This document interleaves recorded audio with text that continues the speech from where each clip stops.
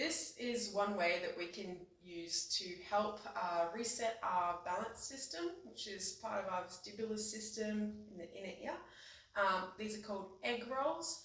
It's also really good at re-coordinating your head and neck and eye muscles, especially after maybe a whiplash or some similar kind of injury as well, and concussions and that. So we're going to start off on the ground.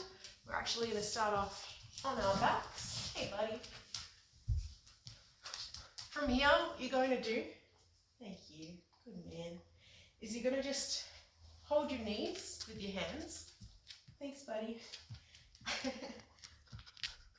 And then from there, you're going to look in the direction that you're going to roll. So I'm going to start off rolling left. So I'm going to look first with my eyes to the left, then follow that with my neck, and then follow that with my body.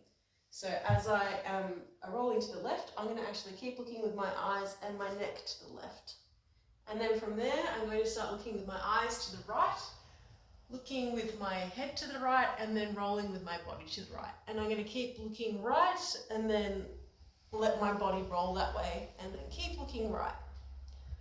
So nice and slow, eyes move first, then the neck, then the body.